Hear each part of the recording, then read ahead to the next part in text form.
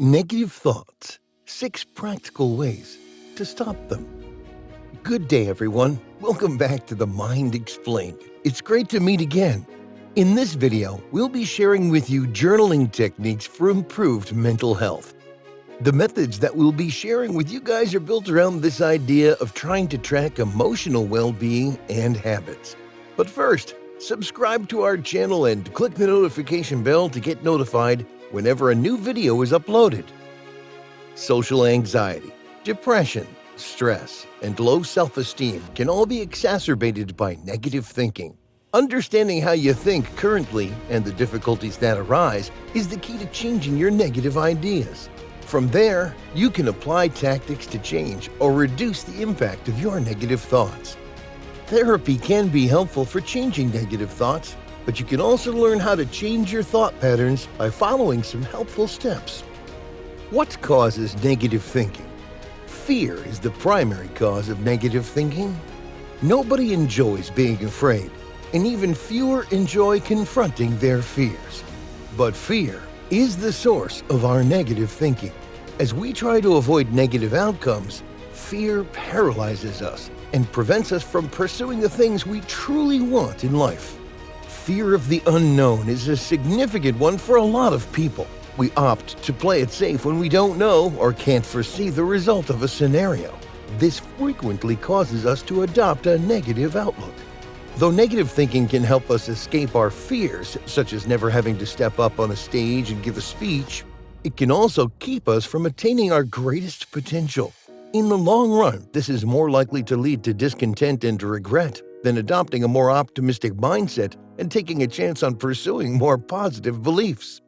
This is why it's critical to recognize our fears and take steps to avoid them from having a negative impact on our minds. So what are some of the most prevalent negative thoughts that people have? Well, because every one of us is unique, this is a challenging concept to grasp. This indicates that a situation that may drive one person to engage in negative thinking may actually cause another person to engage in positive thinking. Consider the following example. There are 2 people. One individual has spent their entire life practicing to be an athlete while never studying, whereas the other has spent their entire life learning while never exercising. Who do you think would be more likely to adopt a positive thought pattern if these 2 were to compete in an athletic event? Similarly, if these 2 competed in a trivia contest, who would be more likely to adopt a positive mind pattern? The argument is that what promotes negative thinking in everyone is a matter of personal preference. It'll be different every time. However, some fears are common. So here are some of the most common negative thoughts. I'm not good enough to accomplish that goal, so there's no point in even attempting it. Furthermore, if I attempt and fail, people may perceive me as a failure. I'm not sure I could ever be as excellent as him or her because they're so naturally gifted. I'll never be that good, no matter how hard I try. Unfortunately, I lack the necessary skills. I wish I had the same attractiveness as those movie stars and models. People would like me then, and I would be extremely popular. How to stop negative thinking? Finding ways to combat negative thinking isn't easy or simple.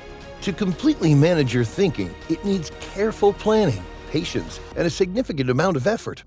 On the other hand, finding solutions to overcome negative thinking is really fulfilling. Surprisingly, while we work to change our negative thought habits, negative thinking might actually slow us down. We must be patient and maintain an optimistic attitude once more. It takes time and practice to develop any skill in life. Understanding your thoughts and what causes negative thinking for you, is it a person, a place, or a specific experience, is the first step to conquering negative thinking. Keep these in mind. We will be able to discern bad thought patterns in our life as a result of these revelations. The next stage is to start making a plan to help you overcome your negative thinking in these situations. Once you've devised a strategy that you believe will work for you, it's time to put it to the test. Then it will just be a matter of refining this approach as you go along to see which practical ways work best for you in combating negative thoughts. Here are 6 practical ways you should consider. Number 6. Don't try to stop your negative thoughts altogether. You've probably heard the saying, what you focus on expands into your reality. Our following point is based on this concept. What do you think your concentration will be if you spend most of your time thinking about how to stop your negative thoughts? For sure, your mind will always be on your negative thoughts.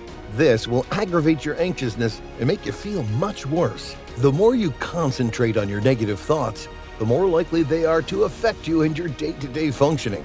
As a result, your goal should not be to entirely remove negative thoughts, but rather to improve your ability to recognize them and to resist them when they come.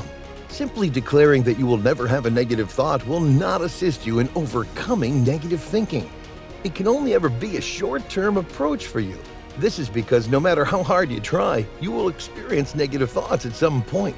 And if you haven't taken the time to build strategies for dealing with negative thinking, it will eventually take control of your life. Which is why you should keep watching this video. We have something for you at the end. Number 5. Understanding your thinking styles. If you can comprehend your thoughts, you may begin to exert control over the effects they have on you. So, examine how you're thinking right now. Do you prefer a more positive outlook or a more pessimistic one? Do you take a positive or negative approach to situations? These are the kinds of questions you might ask yourself to have a better understanding of your thought patterns. Consider why you might have a negative approach to your thinking style if you've discovered it. Do you have a tendency to think negatively in certain situations but not others? Is there a certain incident, circumstance, person, or place that consistently causes you to think negatively? After you've pinpointed the root cause of your negative thoughts, the following step is to devise a strategy to address the problem. Number 4. Challenge your negative thoughts. Well, after you've got the root cause of your negative thoughts, attempt to think of strategies to start challenging them. Examine whether the thoughts you're having are reasonable. Are they accurate portrayals of the situation? Or are your negative ideas amplified as a result of your anxieties and bad approaches? Would you agree with the idea if it came from someone else? Would you agree with your best buddy if they said they'd never be good enough for the next promotion? Would you intervene and tell them how wonderful they are? Start applying these techniques to your own thinking. Don't let your negative thoughts get away with it. Number 3. Release your judgment. It's simply a fact of life that we all make assumptions, hold biases, and pass judgment on others based on our personal experiences. Stereotyping and discrimination are examples of phenomena that are based on it. However, comparing ourselves to others can also act as a means of putting ourselves down. When we create objectives for ourselves, we often compare ourselves to others who have already achieved them. We look at them and consider how much better they are than we are. Why were they able to accomplish this, and why will we never be able to? Negative thoughts invade our minds and drag us down. As a result, strive to let go of judgments that make you compare yourself to others. When you finally do this, you will feel liberated. The greatest approach we've found to do this is to start reflecting on your thoughts more consciously. Recognize where this negative thinking comes from within you and what prejudices, assumptions, and biases you're allowing to influence your life. Then figure out how to change your mindset. Number 2. Learn to cope with criticism. Though there is nothing wrong with standing up for yourself and defending yourself in certain instances, we can all improve our ability to absorb criticism, especially when it is helpful, as in constructive criticism or feedback. When someone criticizes us, we are more likely to think negatively. We begin to focus solely on what they said that was unfavorable. We invent excuses for why we aren't good enough. This is something that can be easily avoided if you learn to deal with criticism.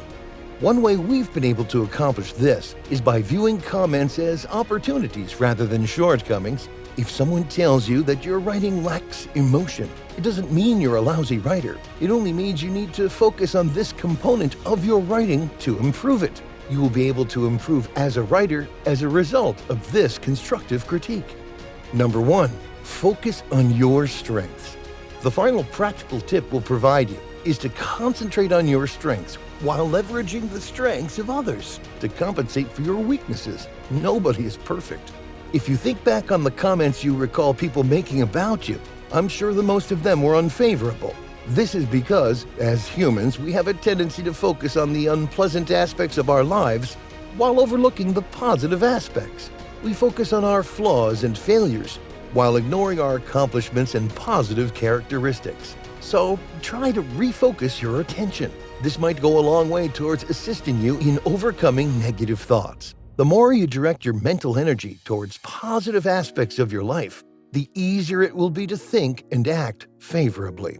As an exercise, try writing down a few positive things about yourself right now. Then the next time you have a negative thought about yourself, either recall these positive statements or make a few new ones. A bonus practical way to overcome negative thoughts would be seeking professional help when necessary, especially when you feel so overwhelmed and have no one to talk to. Bottom line, negative thinking is not something that anyone should be subjected to on a regular basis.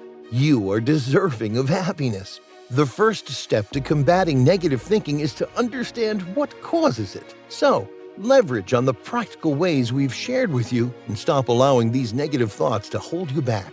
Hey, you've made it to the end of this video. So what do you think? Which of these practical ways to overcome negative thoughts do you find most insightful and would be implemented in your daily life as soon as possible? Let us know in the comments section. If you enjoyed the video, make sure you drop a like and subscribe. Oh, and turn on post notifications. Now, if you'll excuse me, thank you for watching. I'll see you in the next video.